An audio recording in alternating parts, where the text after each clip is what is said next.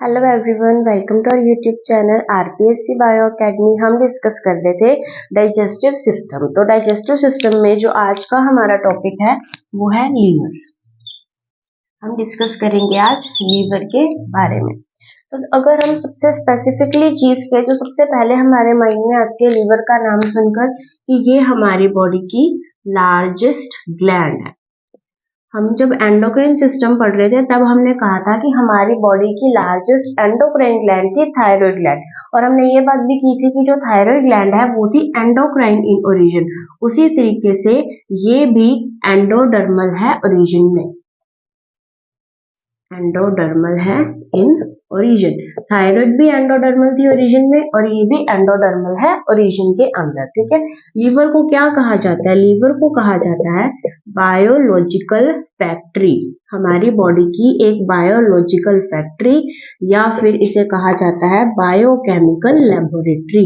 तो अगर इस तरीके से क्वेश्चन आ जाए कि हमारी बॉडी की बायोकेमिकल लेबोरेटरी क्या है, कौन है, तो वो है लीवर। हमारी बॉडी की बायोलॉजिकल फैक्ट्री या फिर बायोकेमिकल लेबोरेटरी क्या है?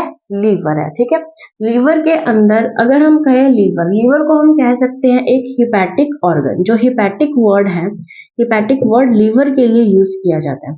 अगर लीवर एक हिपैटिक ऑर्गन है तो इसके अंदर जो सेल्स पाई जाती हैं वो कैसे, उसका नाम क्या होगा? हिपैटोसाइट्स। इसके अंदर क्या प्रेजेंट है? हिपैटोसाइट्स। मतलब each and every cell of liver, liver की हर एक कोशिका को क्या नाम देंगे? हिपैटोसाइट। हिपैटोसाइट को फिर हम ये भी तो कह सकते हैं कि हिपैटोसाइट क्या होगी? हिपैटोसाइट होगी structural and functional unit of liver. यानी लीवर की स्ट्रक्चरल एंड फंक्शनल यूनिट क्या है? Hepatocytes.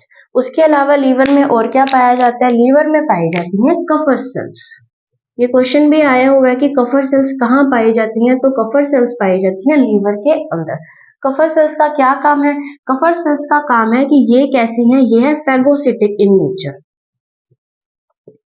Phagocytic in nature, phagocytic का मतलब ये किलर सेल है, ये कुछ ना कुछ किसी ना किसी को मारती है। कौन से सेल? कफर सेल। कहाँ प्रेजेंट है? लीवर के अंदर। उसके अलावा लीवर की जो कैप्सूल होता है उसे क्या बोला जाता है? Glisson's capsule. यानी लीवर के ऊपर की जो कवरिंग है ग्लिसन्स कैप्सूल की बनी होती है, और ये कैसी है? ये बनी है कनेक्टिव टिश्यू की। यानी लीवर की जो ऊपर वाली लेयर है वो बनी है कनेक्टिव टिश्यू की, और उसे क्या नेम दिया जाता है? Glisson's capsule. इसके अंदर कौन से सेल्स प्रेजेंट है? कफर सेल्स, जो कि कैसे हैं? Phagocytic in nature. ये कैसा ऑर्गन है? Hepatic organ. तो इसके सेल्स को क्या कहा जाता है? हिपैटोसाइट्स। हिपैटोसाइट्स को और क्या कह सकते हैं? Structural and functional unit of liver. ये एक बायोलॉजिकल या बायोकेमिकल फैक्ट्री है या लेबोरेटरी है। ये लार्जेस्ट ग्लैंड है, ये एंडोडर्मल है ओरिजिन में। अगर हम लीवर की स्ट्रक्चर को देखें,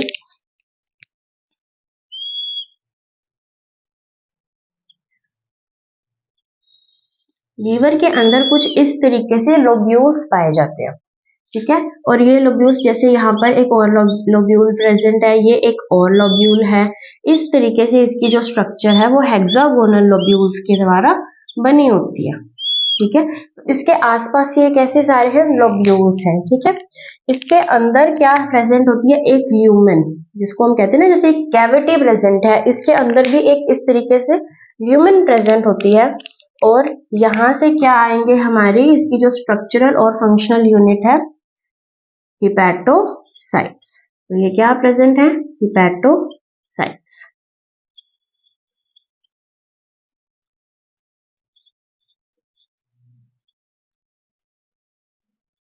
तो कुछ इस तरीके से इसके अंदर हिपैटोसाइट्स प्रेजेंट है। बीच में क्या है? एक ल्यूमेन है। ठीक है, उसके अलावा हमने क्या बात की? इसके अंदर क्या प्रेजेंट होते हैं? कुफर सेल्स। तो अब हम बनाते हैं इसके अंदर कुछ इस तरीके के कुफर सेल्स।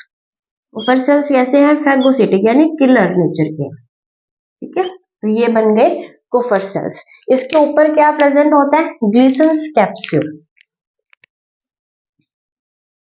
ये हमने क्या बनाया इसके ऊपर? Glisten capsule. तो ये कुछ इस तरीके की स्ट्रक्चर है। एक हिपैटोसाइट की बात, सॉरी, एक लोब्यूल की बात की जाए तो इसके अंदर हम इसको थोड़ा सा, ये क्या है? ये है हिपैटोसाइट। साइड्स, ठीक है। ये इसकी ल्यूमिना दी, ये क्या है, कुफर सेल्स, ठीक है। और इसका ये क्या है, ग्लिसन्स कैप्सूल, ठीक है। इसके अंदर कुछ वेन्स, आर्टरीज और जो हिपैटिक डक्ट है वो चीजें भी प्रेजेंट होती है। तो अगर हम उसको बनाए तो हम इस तरीके से कह सकते हैं कि यहाँ पर इसकी ये जो एंडिंग्स हैं, यहाँ पर इसकी ये जो एंडिंग्स हैं यहाँ पर प्रेजेंट होती है, इसको हम कह सकते हैं इंटरलोब्यूलर वेन। ये इंटरलोब्यूलर वेन है और कुछ वेन्स यहाँ पर भी खुलेंगी तो उसे हम कहेंगे इंट्रालोब्यूलर वेन। ये है इंटरलोब्यूलर वेन, इसके अंदर इंट्रालोब्यूलर वेन। जिस तरीके से यहाँ पर वेन्स ओपन होती हैं उसी तरीके से हर किसी के यहाँ पर आर्टरीज भी ओपन होंगी, ठीक है। यहाँ पर आर्टरीज भी ओपन होंगी और उसी तरीके से यहाँ पर कुछ जगह पर हिपैटिक डक्ट भी होगी। जो इसके अंदर जो डक्ट प्रेजेंट होती है उसे हिपैटिक डक्ट कहा जाता है। ये हम पढ़ चुके हैं कि जो लीवर से डक्ट निकलेगी उसे हिपैटिक डक्ट कहा जाएगा और जो गॉल ब्लैडर से निकलेगी उसे सिस्टिक डक्ट कहा जाएगा, ठीक है। अब हम इसके आगे चलते हैं।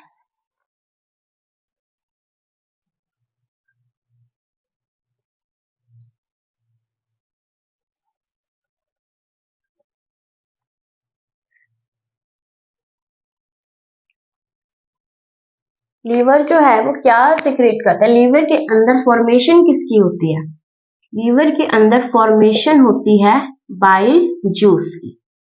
यानी बाइल जूस का फॉर्मेशन कहाँ होता है, लीवर के अंदर। लेकिन बाइल जूस का जो स्टोरेज होता है वो होता है गॉल ब्लैडर में। ये स्टोर होगा गॉल ब्लैडर में और ये इसका फॉर्मेशन होगा लीवर के अंदर, ठीक है। गॉल ब्लैडर वही जिसको हम कहते हैं पीते की थैली, ठीक है। अगर हम बात करें इसकी फॉर्मेशन यहाँ पर थी, इसका स्टोरेज यहाँ पर था, तो गॉल ब्लैडर से जो डक्ट निकली थी उसका नाम था सिस्टिक डक्ट और जो लीवर से डक्ट निकली थी उसका नाम था हिपैटिक डक्ट। और इन दोनों डक्ट को मिलाकर हमने बनाई थी CBD यानी कॉमन बाइल डक्ट, ठीक है। अभी हम बात कर रहे हैं बाइल जूस की। तो बाइल जूस अगर हमारी बॉडी में से पर डे कितना निकलेगा, ये निकलेगा अराउंड 680 ml पर डे। यानी हमारी बॉडी में पर डे लगभग 700 ml क्या निकलता है, बाइल जूस। कहाँ से निकलेगा, गॉल ब्लैडर से। फॉर्मेशन कहाँ पर हो रही है, लीवर के अंदर, ठीक है। अब जो बाइल जूस है ये जो 60 ml पर डे निकल रहा है, इसके अंदर को क्या क्या चीजें प्रेजेंट है हम उसके बारे में बात करते हैं। इसके अंदर कुछ बाइल सॉल्ट्स भी प्रेजेंट है और इसके अंदर क्या प्रेजेंट होंगे, बाइल पिगमेंट्स। या तो बाइल सॉल्ट्स प्रेजेंट है और एक बाइल पिगमेंट्स प्रेजेंट है, ठीक है। अगर हम बात करें बाइल सॉल्ट्स की, तो बाइल सॉल्ट्स कौन कौन से प्रेजेंट है, हम इसके अंदर बात करेंगे सोडियम या फिर potassium glycolates. Sodium and potassium के ग्लाइकोलेट्स प्रेजेंट है, सोडियम या पोटेशियम के टारकोलेट्स प्रेजेंट है। ग्लाइकोलेट्स एंड टारकोलेट्स ऑफ सोडियम एंड पोटेशियम ये क्या कंपोज कर रहे हैं, ये कर रहे हैं बाइल सॉल्ट्स। यानी बाइल सॉल्ट्स किसके बने हैं, सोडियम या पोटेशियम के ग्लाइकोलेट्स एंड टारकोलेट्स। अगर हम बात करें बाइल पिगमेंट्स की, तो बाइल पिगमेंट्स के अंदर आएगा bilirubin pigment and biliverdin pigment. Bilirubin and biliverdin दो बाइल पिगमेंट्स जो है वो प्रेजेंट होते हैं, ठीक है। अगर हम बात करें बिलीरुबिन की, तो ये एक येलो पिगमेंट है और बिलीवर्डिन ये एक ग्रीन पिगमेंट है। तो इसके अंदर दो पिगमेंट्स हैं, दो ही तरीके के सॉल्ट्स प्रेजेंट है, ठीक है, बिलीरुबिन एंड बिलीवर्डिन, ठीक है। उसके बाद अगर हम बात करें कि इसके जो बाइल सॉल्ट्स है या फिर जो बाइल जूस है, यहाँ पर कोई भी किसी तरीके का डाइजेशन नहीं हो रहा, नो डाइजेशन, नो एंजाइम, कोई भी एंजाइम का सिक्रेशन नहीं हो रहा। कहाँ पर, बाइल जूस में। बाइल जूस में कोई डाइजेशन नहीं है, कोई एंजाइम नहीं है। तो ये क्या काम करता है, ये काम करता है इमल्सिफिकेशन ऑफ फैट के अंदर। Emulsification of fat. अब इमल्सिफिकेशन ऑफ फैट का क्या मतलब है, इमल्सिफिकेशन ऑफ फैट की अगर हम बात करें, जैसे कि ये एक ऑयल ड्रॉपलेट है। इमल्सिफिकेशन के अंदर क्या होगा, इस ऑयल ड्रॉपलेट को छोटी छोटी ऑयल ड्रॉपलेट्स में कन्वर्ट कर दिया जाएगा। एक ड्रॉप को छोटी छोटी ऑयल ड्रॉपलेट्स में कन्वर्ट करना क्या काम है, क्या कहलाता है, इमल्सिफिकेशन ऑफ फैट। और ये कौन कर रहा है, ये कर रही है ये बाइल सोल्स। इसका एग्जांपल हम इस तरीके से ले सकते हैं कि अगर हमारे हाथ पर ऑयल लगा हो और अगर हम उसको हैंड वॉश से साफ करें, तो अगर हम उसको ध्यान से देखें तो वो छोटी छोटी बूंदों के अंदर वो जो ऑयल है वो पहले कन्वर्ट होगा और फिर वो हमारे हाथ से निकल जाएगा। तो वहां पर क्या हो रहा है, वहां पर हो रहा है इमल्सिफिकेशन ऑफ फैट। और हमारी बॉडी के अंदर ये काम कौन कर रहा है, सोडियम एंड पोटेशियम के ग्लाइकोलेट, सोडियम एंड पोटेशियम के टारकोलेट्स। तो ये काम किया था इन्होंने, ठीक है।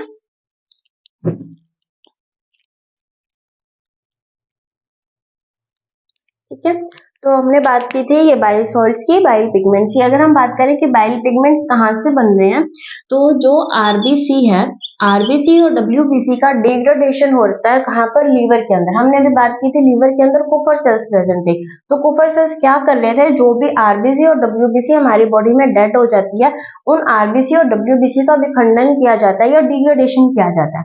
तो आरबीसी के अंदर क्या प्रेजेंट होता है, हीमोग्लोबिन। तो जब इसका डिग्रेडेशन या विखंडन किया जाता है तब हमें क्या प्राप्त होते हैं, बाइल पिगमेंट्स।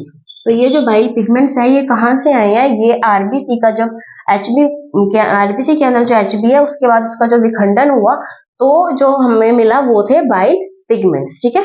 तो बाइल पिगमेंट्स यहाँ से हमें मिले हैं। उसके बाद हम बात करते हैं इसके आगे,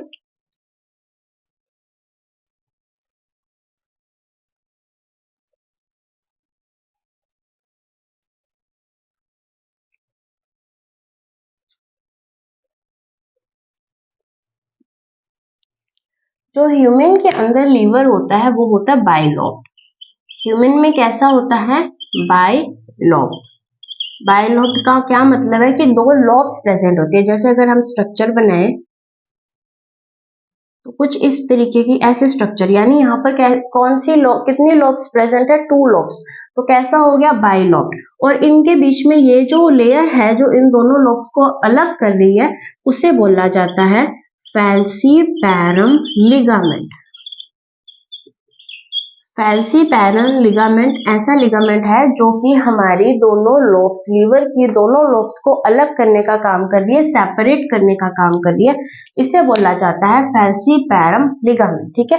जिस तरीके से ह्यूमन के अंदर 2 लोब है, उसी तरीके से अगर हम बात करें फ्रॉग की, तो फ्रॉग के अंदर ये होगा ट्राइलोब, यानी कितनी लोब्स होंगी, 3। उसी तरीके से अगर हम बात करें रैबिट की, तो रैबिट के अंदर इसकी लोब्स होंगी 5 लोब्स, ठीक है। ये हमारे सिलेबस में इसलिए आपको साथ साथ बता दिया जाता है कि ह्यूमन के अंदर, हमारे अंदर तो 2 लोब हैं, फ्रॉग के अंदर 3 लोब्स होती हैं, रैबिट के अंदर 5 लोब्स होती है, और इनको जो सेपरेट करता है उसे बोला जाता है फैल्सीपैरम लिगामेंट। अब हम बात करते हैं कि लीवर के क्या फंक्शंस हैं।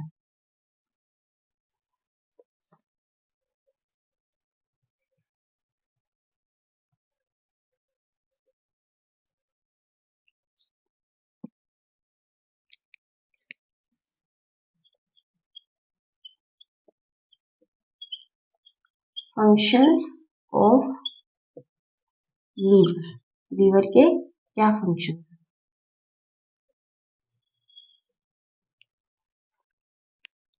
सबसे पहले फंक्शन की अगर हम बात करें तो हम डिस्कस कर चुके हैं क्या, इमल्सिफिकेशन ऑफ फैट।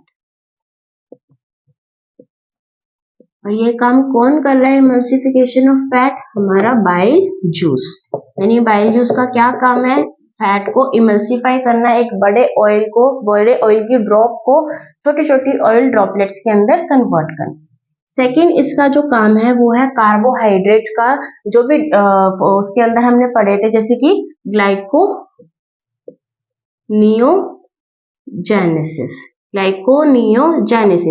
जैसे कि ग्लाइकोजेनेसिस एंड ग्लाइकोजीनोलाइसिस। तो ये जो 3 फंक्शंस हैं जो कि ग्लूकोज से, जो कि कार्बोहाइड्रेट से रिलेटेड है, ये तीनों फंक्शंस कहाँ पर होते हैं, लीवर के अंदर।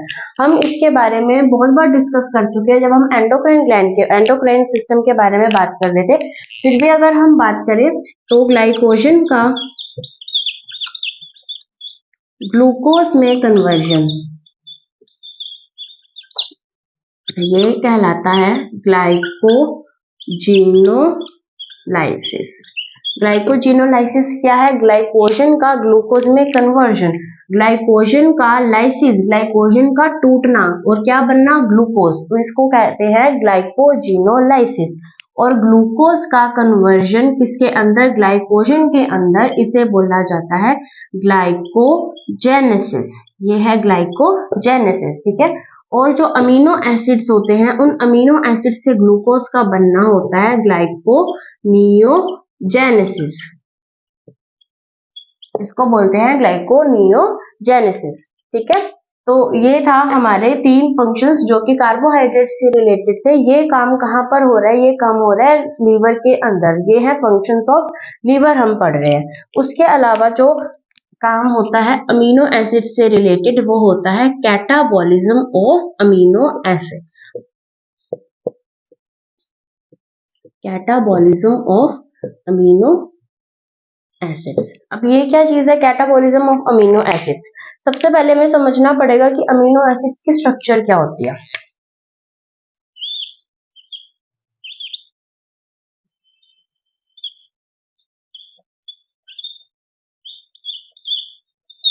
ये एक अमीनो एसिड की स्ट्रक्चर है, ठीक है। अगर इसमें से अमोनिया को निकाल दिया जाए, अगर इसमें से इसको निकाल दिया जाए तो ये क्या बनेगा?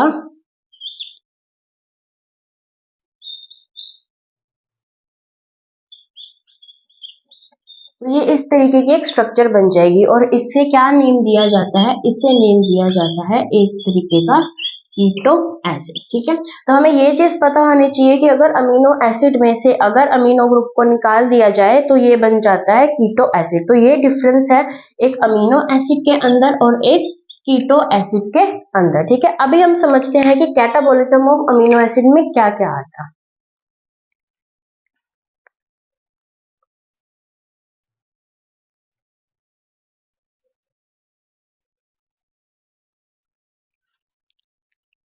कैटाबॉलिज्म ऑफ अमीनो एसिड के अंदर जो 3 तरीके से इसका कैटाबॉलिज्म हो सकता है। सबसे पहले आएगा ऑक्सीडेटिव डीएमिनेशन।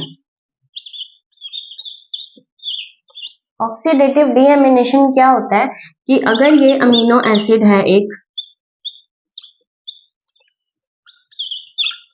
इस अमीनो एसिड के अंदर से अगर हमने डीएमिनेशन करवा दिया, यानी अमीनो ग्रुप को बाहर निकाल दिया, डीएमिनेशन करवा दिया, किसकी प्रेजेंस में? ऑक्सीजन की प्रेजेंस में।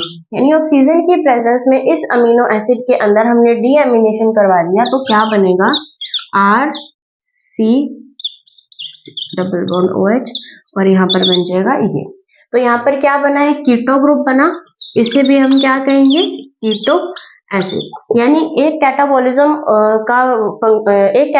का डिवीजन ये भी है कि यहाँ पर क्या होता है? Oxidative deamination of amino acid. Amino acid का यहाँ पर ऑक्सीडेटिव डीएमिनेशन हो गया, ऑक्सीजन की प्रेजेंस में हमने डीएमिनेशन करवा दिया। एक प्रोसेस तो कैटाबॉलिज्म में ये होता है, ठीक है। अगर हम सेकेंड प्रोसेस की बात करें,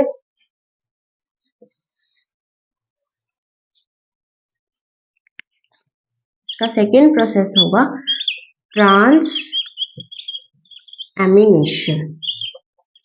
ट्रांसएमिनेशन का मतलब क्या है कि अमीनो ग्रुप का क्या होना? ट्रांसफर।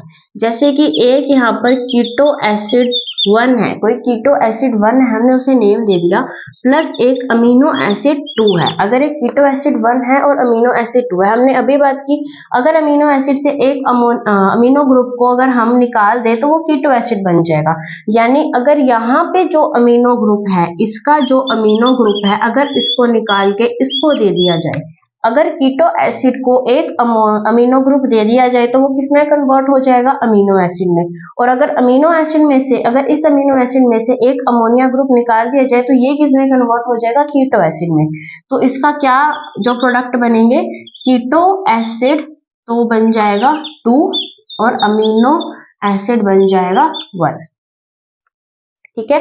तो ये जो अमीनो एसिड है इसके अंदर अगर अमीनो ग्रुप हमने निकाल दिया तो क्या बचा, कीटो एसिड 2। और अगर कीटो एसिड 1 के अंदर हमने इस अमीनो ग्रुप को निकाल दिया तो ये अमीनो एसिड बन गया और ये कैसा बना, अमीनो एसिड 1। ठीक है, तो ये प्रोसेस है ट्रांसएमिनेशन और ये कैटाबॉलिज्म की एक प्रोसेस है। उसके बाद हम थर्ड प्रोसेस पर चलते हैं कैटाबॉलिज्म के अंदर।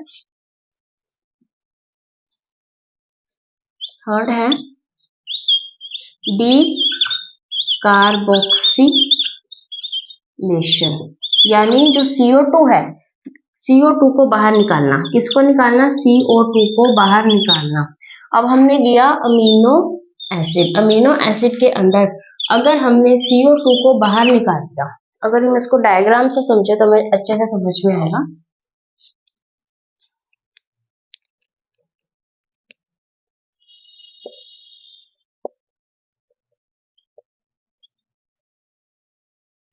अगर हम इसमें से CO2 को बाहर निकाल दें, माइनस क्या करें हम CO2 कहां से निकलेगी, CO2 निकलेगी यहां से, तो इसका क्या प्रोडक्ट बनेगा, RCH2NH2, यानी एक प्राइमरी अमीन बन गई। ठीक है, हमने CO2 को बाहर निकाला तो RCH2NH2, तो एक प्राइमरी अमीन बन गई है किससे, डी कार्बोक्सिलेशन प्रोसेस। और ये तीनों किसके प्रोसेस हैं, ये है कैटाबॉलिज्म ऑफ अमीनो एसिड। और ये तीनों प्रोसेसेस कहाँ हो रहे हैं, ये हो रहे हैं लीवर के अंदर। ठीक है, हमने लीवर के 3 फंक्शंस पढ़ लिए। एक तो इमल्सिफिकेशन वाला फंक्शन पढ़ा था, सेकंड हमने पढ़ा था ग्लाइकोनियोजेनेसिस और ग्लाइकोलाइसिस। ठीक है, और उसके बाद हमने पढ़ लिया कैटाबॉलिज्म ऑफ अमीनो एसिड। अब हम इसके आगे फंक्शंस पढ़ते हैं।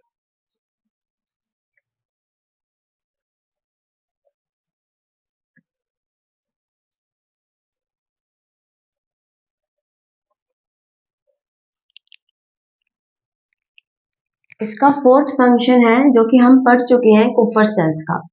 कुफर सेल्स क्या करती हैं, कुफर सेल्स एक फैगोसिटिक नेचर की होती है और ये क्या करती है, ये करती है डिग्रेडेशन ऑफ किसका, जो कि डेड WBC एंड RBC है। हमारी बॉडी में जो WBC और RBC डेड है उनका डिग्रेडेशन करने के लिए कौन सी सेल्स प्रेजेंट है, कुफर सेल्स। और ये सेल्स कहाँ प्रेजेंट है, लीवर में, यानी ये जो काम हो रहा है वो कहाँ हो रहा है, लीवर के अंदर। उसके अलावा यहाँ पर होगी सिंथेसिस ऑफ हेपरिन। हेपरिन क्या है, हेपरिन एक एंटीकोएगुलेंट है, यानी ये हमारी बॉडी के अंदर खून को जमने नहीं देता। अगर हम अपना ब्लड बाहर निकाल कर रख दें, अगर हमारा ब्लड किसी बोतल में किसी इंजेक्शन में लेकर रख दिया जाए तो वो कोएगुलेंट हो जाता है। ठीक है, वो उसका कोएगुलेशन हो जाता है, लेकिन हमारी बॉडी में इसका कोएगुलेशन नहीं हो पाता। क्यों, क्योंकि उसके अंदर क्या प्रेजेंट है, हेपरिन प्रेजेंट है, जो उसको कोएगुलेट नहीं होने देता, वो उसको लिक्विड फॉर्म में बनाए रखता है।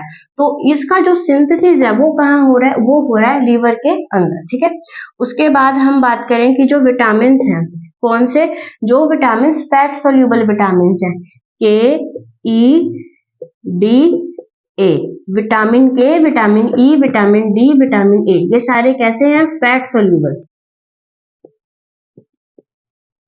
इन विटामिन का जो सिंथेसिस है वो भी कहाँ हो रहा है, हमारे लीवर के अंदर। और हम इसको कैसे याद कर सकते हैं, कीड़ा, KEDA, कीड़ा। ठीक है, तो इन विटामिन का जो सिंथेसिस है वो भी कहाँ हो रहा है, लीवर के अंदर। हिपरिन का सिंथेसिस कहाँ हो रहा है, लीवर के अंदर। कुफर सेल्स का क्या काम कर रही है, डिग्रेडेशन कर रही है डेड WBC एंड RBC का, वो भी कहाँ हो रहा है, लीवर के अंदर। उसके बाद अगर हम बात करें कि जो एम्ब्रियोनिक स्टेज के अंदर जब कोई बच्चा होता है, एम्ब्रियोनिक स्टेज में अगर कोई चाइल्ड है, कोई फीटस है, तो उसके अंदर जो RBC की फॉर्मेशन है वो कहाँ पे होगी, वो भी होगी लीवर के अंदर।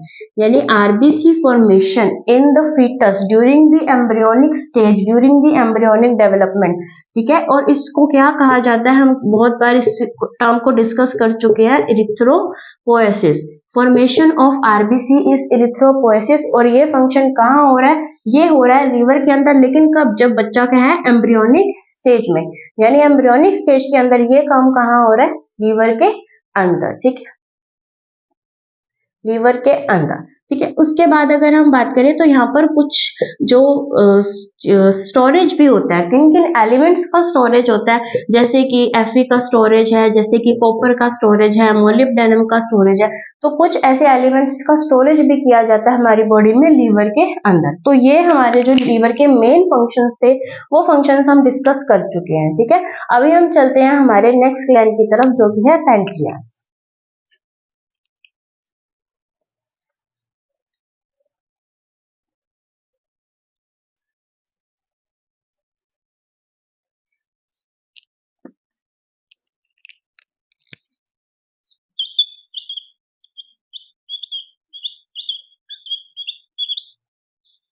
हम बात करते हैं पैनक्रियास के बारे में। ठीक है, पैनक्रियास के बारे में हमने अभी तक जो भी पढ़ा है, ये पढ़ा है कि ये कैसी ग्लैंड है, ये एक मिक्स्ड ग्लैंड है।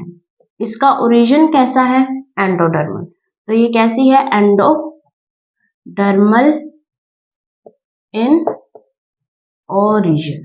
ये कैसी है, एंडोडर्मल इन ओरिजिन। ठीक है, ये एक मिक्स ग्लैंड है, एंडोडर्मल है ओरिजिन के अंदर। अगर हम इसके अंदर, हम इसको भी डिस्कस कर चुके हैं हमारे एंडोक्राइन ग्लैंड के अंदर, कि जो पैनक्रियास है उसके अंदर भी टू टाइप ऑफ स्ट्रक्चर्स पाई जाती है। एक है पैनक्रियाटिक एसिनी और एक आएगी आइल्स ऑफ लैंगरहैंस। तो पैनक्रियास में भी two type of structures present है, एक पैनक्रियाटिक एसिनी और एक आइल्स ऑफ लैंगरहैंस। ये जो प्रेजेंट है ये है 98% इसकी स्ट्रक्चर में बनी होती है और ये 2% बनी होती है। ठीक है, तो इस तरीके से इसके अंदर दो तरीके के स्ट्रक्चर्स प्रेजेंट है। यहाँ से क्या रिलीज होंगे, सारे के सारे डाइजेस्टिव एंजाइम्स। हमारी बॉडी में ऐसी कौन सी ग्लैंड है जिसमें सारे ही डाइजेस्टिव एंजाइम्स प्रेजेंट है, वो है पैनक्रियाज। पैनक्रियाज एक ऐसी ग्लैंड है जिसके अंदर सारे के सारे डाइजेस्टिव एंजाइम्स आ जाएंगे। ठीक है, और यहाँ से क्या रिलीज होंगे, हमने इसके बारे में भी डिस्कस किया हुआ है। इसके अंदर 3 टाइप ऑफ सेल्स होते हैं, alpha cell, beta cell, gamma cell या फिर डेल्टा सेल। यहाँ से क्या रिलीज होगा, ग्लूकेगॉन। यहाँ से क्या रिलीज होगा, इंसुलिन। और यहाँ से सोमैटोस्टैटिन। ठीक है, इसका जो काम है वो सारा हम एंडोक्राइन सिस्टम के अंदर पढ़ चुके हैं। अभी हमारा काम यहाँ से है कि यहाँ पर सारे के सारे डाइजेस्टिव एंजाइम्स रिलीज होते हैं। अगर हम बात करें कि इसके लिए जो पीएच जो ये रिक्वायर होती है वो होती है 7.5 से 8.5, यानी कि एल्कलाइन पीएच की जरूरत होती है पैनक्रियाटिक इन एंजाइम्स को वर्क करने के लिए, हमें ये पीएच जरूरी है। ठीक है, उसके अलावा अगर हम कहें कि इसकी अमाउंट है 1 से 1.5 लीटर। ये इतनी अमाउंट में हमारी बॉडी में डेली रिलीज होता है 1 से 1.5 लीटर। अगर हम बात करें कि सलाइवा, तो सलाइवा की भी सेम यही अमाउंट है, सलाइवा भी 1 से 1.5 लीटर, 1 से 1.5 लीटर रिलीज हो रहा था। अभी हमने बात की थी बाइल जूस की, तो बाइल जूस कितना रिलीज हो रहा था, अराउंड 680 ml, अराउंड 680 ml, यानी ये इसका जस्ट डबल है, कौन से, पैनक्रियाटिक एंड सलाइवरी। ठीक है, तो ये इसके जस्ट डबल है। अगर हम बात करें इंटेस्टाइन की, तो इंटेस्टाइन के अंदर जो रिलीज हो रहे थे वो आ जाएंगे लगभग 2 लीटर के आसपास, 2 से 2.5 लीटर जो है वो इंटेस्टाइन से रिलीज होंगे। सलाइवा 1 से 1.5 लीटर रिलीज हो रहा है और बाइल जूस 660 ml या हम कह सकते हैं 700 ml के आसपास। तो ये भी 1 से 1.5 लीटर क्या रिलीज हो रहे हैं यहाँ पर, पैनक्रियाटिक जूस जो रिलीज हो रहा है। ठीक है, और ये पैनक्रियाटिक एसिनी के अंदर सारे के सारे यहाँ पर डाइजेस्टिव एंजाइम्स रिलीज होंगे। इसका पीएच 7.5 से 8.5 है, यहाँ से 1.5 लीटर। और आइल्स ऑफ लैंगरहैंस के बारे में हम बात कर चुके हैं एंडोक्राइन सिस्टम के अंदर। ठीक है, तो अभी हम डिस्कस करते हैं फिजियोलॉजी ऑफ डाइजेशन।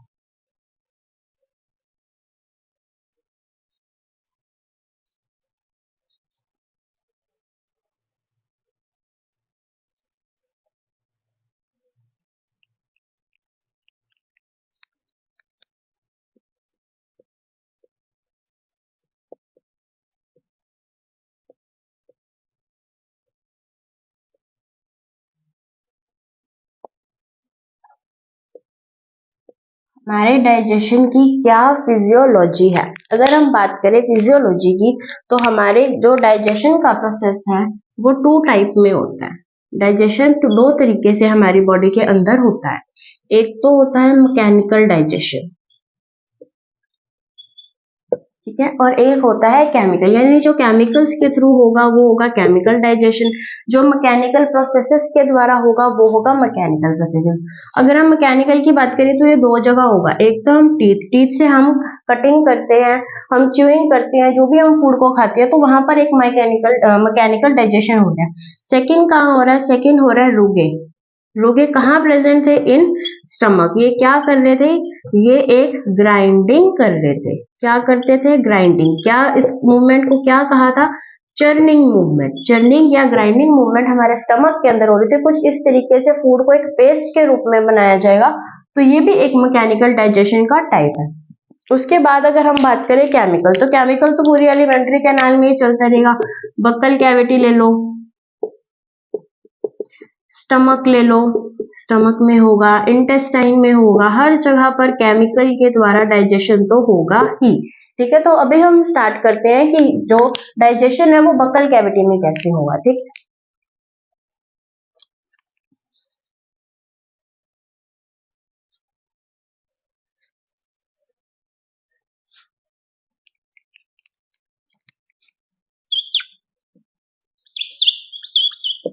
डाइजेशन इन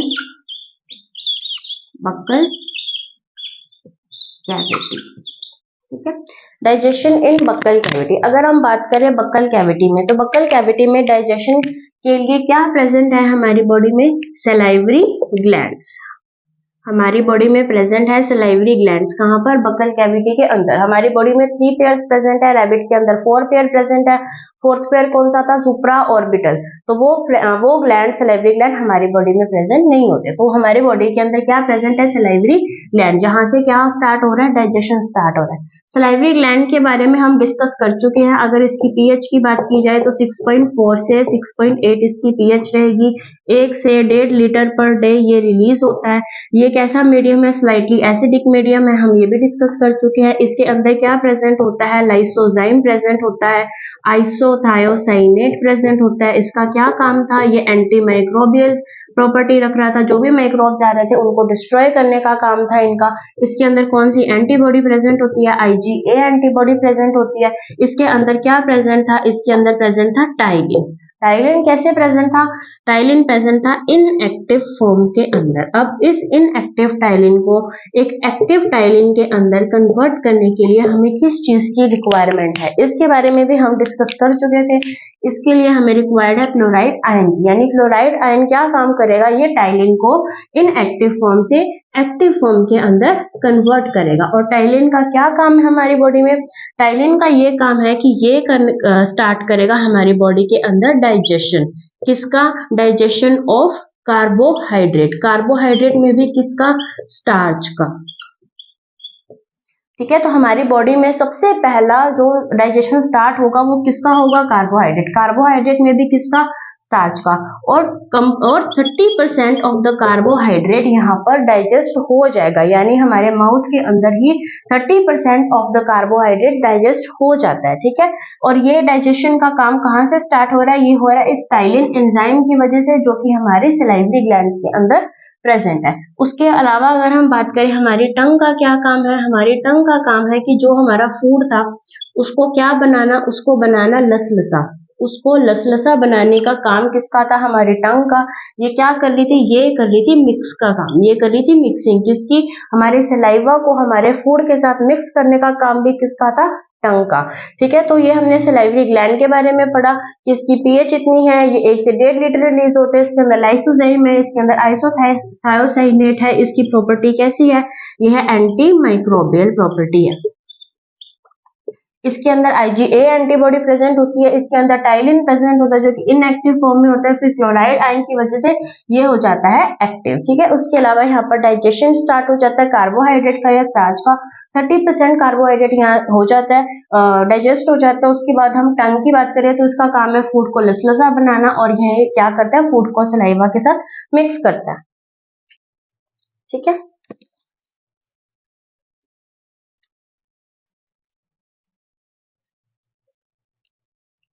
अगर हम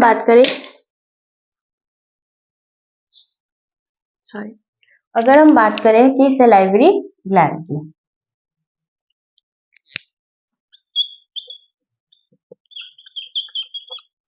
तो इस सलाइवरी ग्लैंड को कंट्रोल कौन कर रहा है, इसका रेगुलेशन कौन कर रहा है, इसका रेगुलेशन कर रहा है ऑटोनोमस नर्वस सिस्टम। इस सलाइवरी ग्लैंड का जो रेगुलेशन कर रहा है वो कर रहा है ऑटोनोमस नर्वस सिस्टम। ये हम नर्वस सिस्टम में जब पढ़ेंगे तो हम इसको बहुत अच्छे से पढ़ने वाले हैं। इसके अंदर दो नर्वस सिस्टम आते हैं, एक आता है सिंपैथेटिक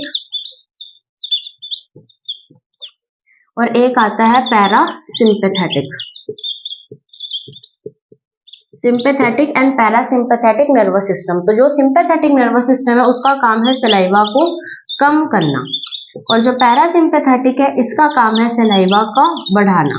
तो सलाइवा को रेगुलेट करना काम किसका हो गया, ऑटोनोमस नर्वस सिस्टम का। ठीक है, तो ये काम था सलाइवा को कम करना या ज्यादा करना का काम। ठीक है, उसके बाद अगर हम बात करें कि जो हमारी इसोफेगस है उसके अंदर कोई किसी तरीके का डाइजेशन नहीं होता, हमारी इसोफेगस में कोई भी डाइजेशन नहीं होता। ठीक है, और जो हमारे माउथ के अंदर जब फूड आया था तो उस फूड को जब इसोफेगस से स्टमक में जाएगा तो वहां तक उसका जो कन्वर्जन हो जाएगा वो हो जाएगा एक बोलस में। ठीक है, यानी हमने फूड पार्टिकल अपने माउथ में खाया, ये गया हमारी बक्कल कैविटी से, फिर गया हमारी इसोफेगस से, और अब यहाँ पर आएगा स्टमक में। तो यहाँ पर उस फूड पार्टिकल को हमने क्या नाम दे दिया, बोलस। अब ये है बोलस। अब ये बोलस जाएगा हमारे स्टमक के अंदर, और बाकी का जो भी अब स्टमक के अंदर जो हम पढ़ने वाले हैं डाइजेशन, वो हम अपनी नेक्स्ट क्लास के अंदर पढ़ेंगे। ठीक है, थैंक यू।